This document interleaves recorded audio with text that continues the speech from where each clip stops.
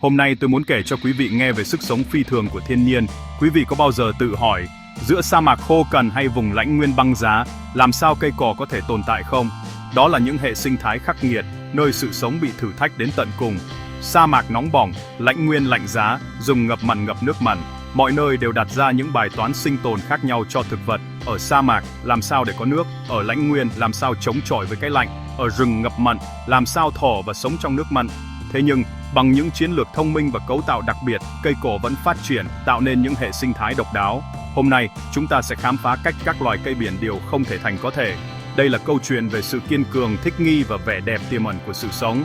Dù trong hoàn cảnh khó khăn đến đâu, sự sống vẫn luôn tìm được con đường để vươn lên. Nhắc đến sa mạc, ta nghĩ ngay đến những đồi cát mênh mông, nặng cháy da và khô hạn tột cùng. Lượng mưa cực ít, có nơi cả năm không có một giọt nước, ban ngày nóng hơn 50 độ C, ban đêm lại lạnh gần đóng băng. Sự chênh lệch nhiệt độ khắc nghiệt này là thử thách lớn cho sự sống. Nước là thứ xa xỉ, đất đai khô cạn, gió mạnh cuốn cát làm xói mòn và vùi lấp mầm non. Đất sa mạc nghèo dinh dưỡng, cát không giữ nước mưa hiếm hoi cũng nhanh chóng thẩm sâu ngoài tầm vội của rễ cây. Cây cối ở đây phải có bộ rễ khỏe để bám trụ, thân dẻo dài để chống chọi bão cát. Sa mạc là đấu trường sinh tử, nơi mọi yếu tố đều chống lại sự sống. Chỉ những loài cây siêu anh hùng với vũ khí và kỹ năng đặc biệt mới có thể tồn tại. Chính sự khắc nghiệt này lại tạo ra những hình thái sống độc đáo, đáng kinh ngạc. Cái khó ló cái khôn, sa mạc là minh chứng sống động cho điều đó. Hãy rời sa mạc để đến vùng lãnh nguyên băng giá, nơi mùa đông kéo dài 9 tháng, nhiệt độ xuống tới âm 40 độ C. Gió lạnh buốt, không có rừng che chắn, chỉ có băng và tuyết phủ trắng. Đặc trưng của lãnh nguyên là tầng đất đóng băng vĩnh cửu, chỉ một lớp đất mỏng trên bề mặt tàn băng vào mùa hè ngắn ngủi. Rễ cây không thể đâm sâu, nước không thấm xuống, gây ngập úng dù lượng mưa rất ít. Mùa sinh trưởng chỉ kéo dài 50-60 ngày, cây cối phải chạy đua với thời gian để nảy mầm, ra hoa, kết trái trước khi mùa đông trở lại. Ánh sáng mùa hè kéo dài gần 24 giờ, nhưng không mạnh buộc thực vật tận dụng từng giây để hoàn thành chu kỳ sống. Lãnh nguyên là môi trường khắc nghiệt, lạnh, gió mạnh, đất đóng băng, mùa sinh trưởng ngắn, không có chỗ cho cây thân gỗ cao lớn. Sự sống phải thu mình lại, thích nghi thông minh để tồn tại. Những loài cây ở đây là bậc thầy về kiên nhẫn và tận dụng cơ hội.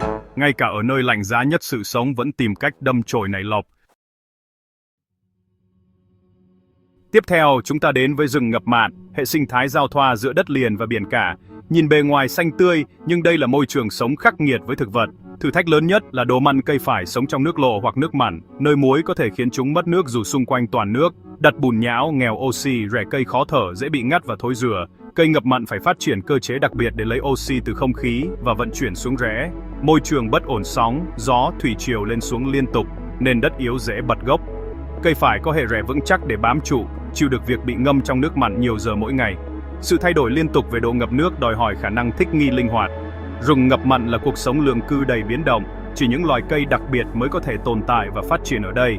Đó là minh chứng cho sự sáng tạo không giới hạn của tự nhiên. Hãy cùng khám phá những bí mật thích nghi của chúng.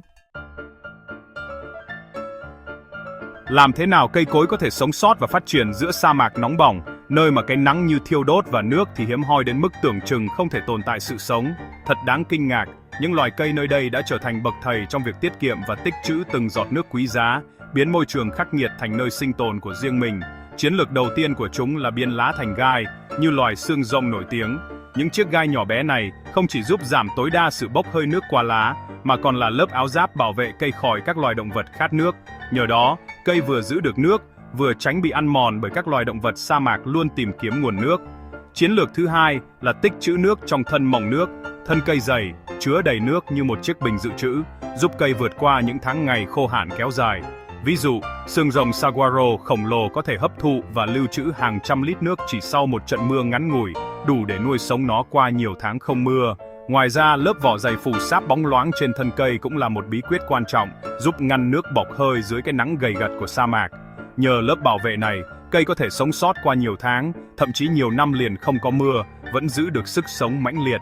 Trong khi nhiều loài cây khác đã héo tàn, những bậc thầy thích nghi này vẫn vươn lên mạnh mẽ giữa đất trời khô cằn. Không chỉ phần trên mặt đất, bộ rễ của cây sa mạc cũng vô cùng đặc biệt và đa dạng. Một số loài phát triển hệ rễ nông, lan rộng ngay dưới bề mặt đất để hấp thụ nước mưa nhanh chóng trước khi nó bốc hơi mất.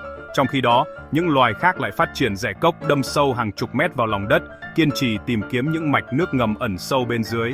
Điển hình là cây mesquite, với bộ rễ có thể dài tới 50 mét, giúp nó tiếp cận nguồn nước mà ít loài nào chạm tới được. Một số loài cây khác lại chọn cách ngủ đông dưới dạng hạt nhỏ bé, nằm im lìm trong lòng đất khô cằn, chờ đợi thời cơ. Khi những giọt mưa đầu tiên rơi xuống, hạt giống nhanh chóng hút nước, nảy mầm và bắt đầu một vòng đổi mới. Chỉ trong vài ngày ngắn ngủi, chúng phát triển thần tốc, ra hoa, kết hạt rồi lại trở về trạng thái ngủ đông, sẵn sàng cho mùa mưa tiếp theo. Những bông hoa rực rỡ chỉ nổ trong chốc lát, nhưng đủ để duy trì sự sống cho thế hệ sau, tạo nên một khoảnh khắc bùng nổ sắc màu giữa sa mạc khô cằn. Mỗi chiến lược thích nghi là một tuyệt chiêu sinh tồn, thể hiện sự sáng tạo không giới hạn của tự nhiên trước thử thách khắc nghiệt. Sa mạc không chỉ là nơi thử thách ý chí và sức chịu đựng, mà còn là sân khấu của những sáng tạo sinh học kỳ diệu, nơi mỗi loài cây đều có câu chuyện riêng về sự sống còn. Những loài cây này là minh chứng cho sức sống mãnh liệt của tự nhiên. Chúng dạy ta rằng, chỉ cần biết thích nghi, mọi khó khăn đều có thể vượt qua. Sự linh hoạt, kiên trì và sáng tạo là chìa khóa để tồn tại, dù ở bất cứ môi trường nào. Nhìn vào những mầm xanh vươn lên từ đất cằn, ta hiểu rằng sức sống luôn tìm được lối đi, dù là nơi khắc nghiệt nhất. Đó chính là bài học quý giá mà sa mạc gửi gắm cho chúng ta. Hãy kiên cường, thích nghi và không ngừng vươn lên trước mọi thử thách của cuộc sống. Ở lãnh nguyên băng giá, cây cỏ không thiếu nước nhưng phải đối mặt với cái lạnh khắc nghiệt. Chúng mọc thấp thành cụm sát mặt đất để tránh gió lạnh và giữ ấm cho nhau. Nhiều loài có hình thái đêm hoặc tham, giữ nhiệt từ mặt đất và bảo vệ chỗi non khỏi sương giá. Lá và cành chết tạo lớp mùn dinh dưỡng quý giá. Cây lãnh nguyên quang hợp ở nhiệt độ rất thấp, bắt đầu tạo năng lượng ngay khi nhiệt độ nhích lên trên 0 độ C. Nhiều loài là cây thường xanh, giữ lá qua mùa đông để quang hợp ngay khi tuyệt tàn. Một số loài có lông tơ bao quanh hoa và hạt, giữ ấm và thúc đẩy phát triển trong lạnh giá. Sinh sản vô tính phổ biến, giúp cây phát triển nhanh mà không phụ thuộc vào mùa hè ngắn ngủi.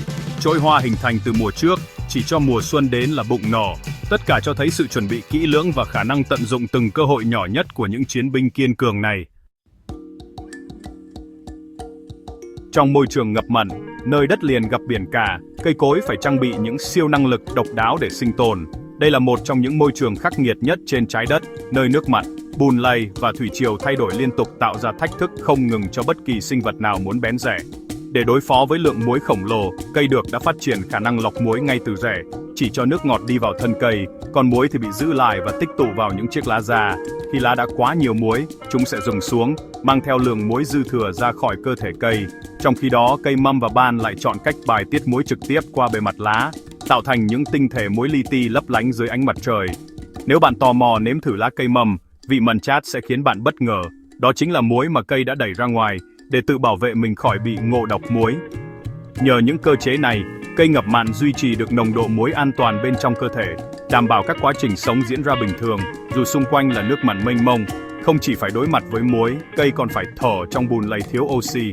Để giải quyết, chúng phát triển rễ thổ, những chiếc rễ mọc ngược lên trời, đâm xuyên qua lớp bùn dày, với vô số lỗ nhỏ li ti để hút oxy khi thủy triều rút xuống. Đây là một trong những sáng tạo tuyệt vời của tự nhiên, giúp cây sống sót nơi mà hầu hết các loài cây khác đều bỏ cuộc. Đặc biệt, cây được còn có hệ rhenome như những chiếc chân dài vững chãi, vừa giúp cây đứng vững trước sóng gió, vừa nâng rễ lên khỏi mặt bùn để dễ dàng trao đổi khí.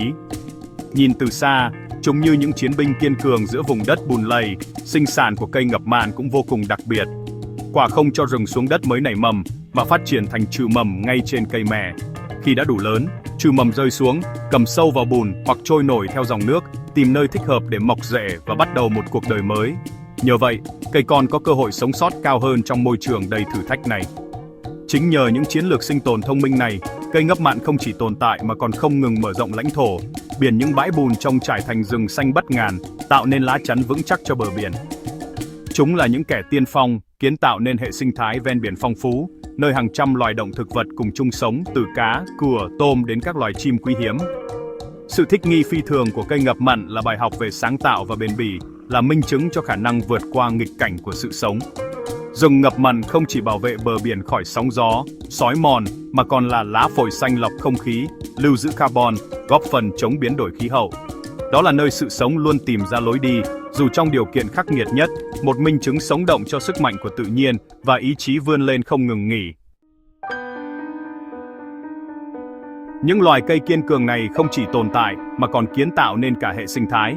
Dù ở những nơi khắc nghiệt nhất trên trái đất, thực vật vẫn âm thầm thực hiện vai trò của mình, tạo nên nền tảng cho sự sống phát triển.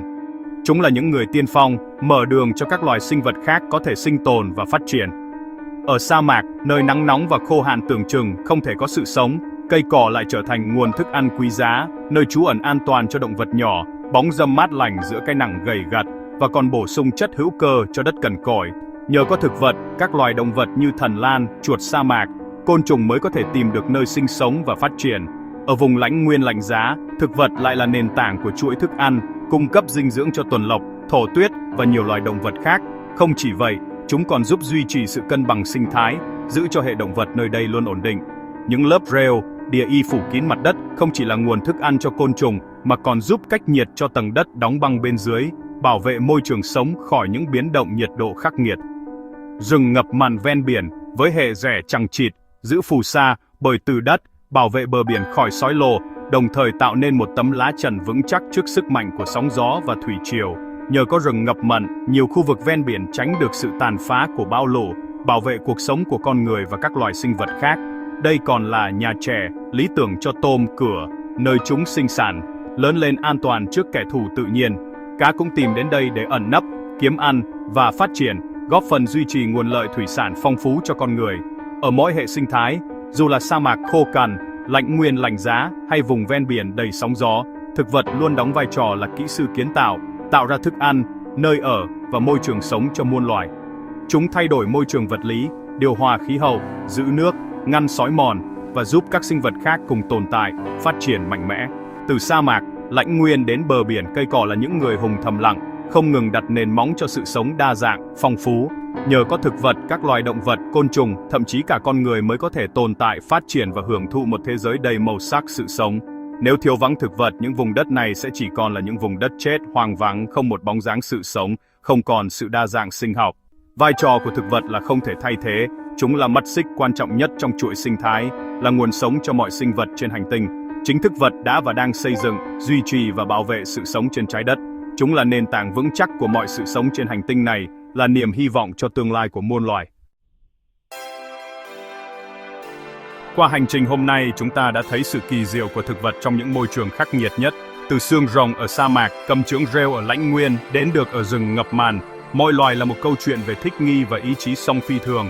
Chúng không đầu hàng khó khăn, mà biến thử thách thành lợi thế, thành nét độc đáo riêng. Những loài cây này dạy chúng ta bài học về kiên cường và sáng tạo. Bảo vệ các hệ sinh thái này cũng là bảo vệ chính sự sống của chúng ta. Hãy nhận thức tầm quan trọng của chúng và hành động để gìn giữ vẻ đẹp, sự cân bằng mong manh của tự nhiên.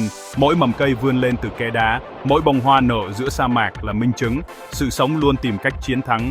Đó chính là phép màu vĩ đại nhất của thế giới tự nhiên. Xin cảm ơn quý vị đã theo dõi.